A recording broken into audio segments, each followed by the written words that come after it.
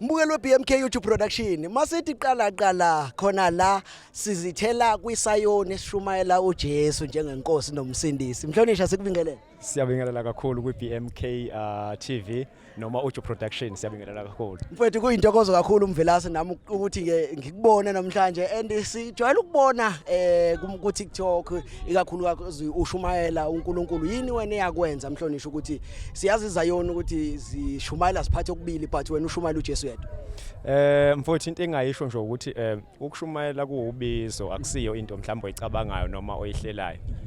Kuubizo nami kwangithatha isikhathi ukuthi ngikwamukele ukuthi uNkulunkulu ungithumele lokho. Ngangicabanga nje ukuthi mhlawumbe amadlingozi kanjalo. Kodwa ke emva kokuthi ngibone ukuthi hayi khona into ekuthiwa iyeke hlalisa emhlangano kuthiwa ukhulumelana kanjena ukwenzeleni ukuthi but emva kokuthi ngibone ukuthi lento ayiyeke ngishuza yona over everything. Lokho kwangenza ngibone ukuthi no hayi uNkulunkulu ofuna ngenze kanje akusikho ukuthi mhlawumbe indlela engicabanga ngayo noma indlela engithanda ngayo. Bakhona yini mhlawumbe abantu noma nje abazalwana abazama ukuthi bakukhuze bathi hayi ngeke engathi sowushumayela enye into manje engathi yona yethu? Kakhulu mfowethu kakhulu ngiwahlale kakhulu ama meeting in such a way that mhlawumbe sekunethutshana nje lokho ngingena emabandleni ngithi mhlawumbe kuzoba ngcono kucaca ukuthi no angamukeleki kahle emabandleni ikakhulukazi ke kulolu yahlangothi ubuliveza lokuthi uthola ukuthi mawungena ikakhulukazi eZayoni ibandla elihlanganisa yonke into so mawufika mhlambe noJesu yedwa kuba nzima kakhulu lokho ke kwenza ukuthi mawungena ebandleni uthi uyahlala ungahlaliseki uthi uyangena kwelinye ungahlaliseki ngenxa yokuthi usukukhuluma into mhlambe entsha nengajwayelekile so ke lokho kwenza ukuthi ke uhlala imhlangano now and then lokho kwakudala ukuthi ungabi nayo ipeace einkonzweni. Mhlonishwa siyazi ke manje ukuthi uKhisimusi uNewye umyalezo njengodlulisa esizweni ongawudlulisa even kubazalwana abagcina kuvalwa inkonzo benziwa inkonzo yokuvala unyaka base bona ucaca baki udede manje.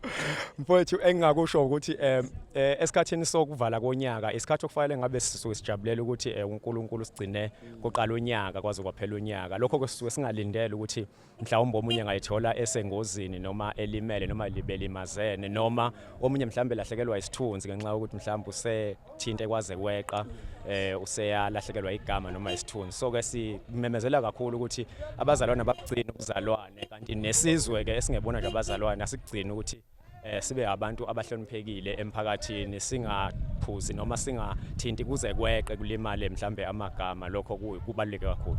Elokugcina nje mvelase kunento eyenzakalayo nento etrendayo njengamanje leyo ukuthi umuntu wesilisa bathole ukuthi unenkinga nomuntu wesifazana asuke naye uma wengane abulala ingane abulale umuntu wesifazane bese ayazibulala yena mhlawumbe ungathi nje wena ukukhuza njengomfundisi ukukhuza nje lo moyo njalo?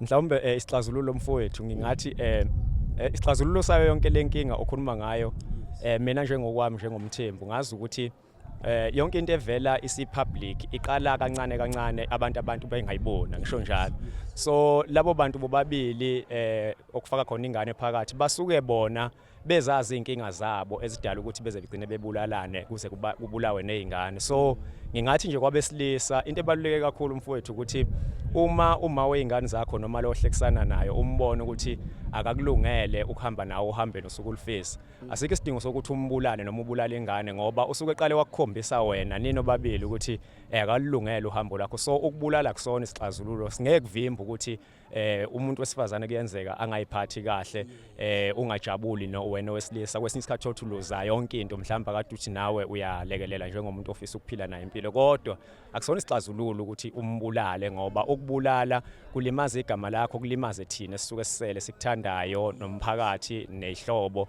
so isixazululo akusikho ukubulala uma ngabe umuntu engakuphathi kahle ngayiqiniso lithi nje yamukela ukuthi akakuphathanga kahle ebese ungalimazi wena ungalimazi noseceleni ithuba elingcono liyophinda livele nakusasa. Mhlonishwa abafisa ukubona intshumayelo zakho ku TikTok bona bakulandela kanjani mhlawumbe zikhona ezinye zenkundla zokuxhumana osebenzayo?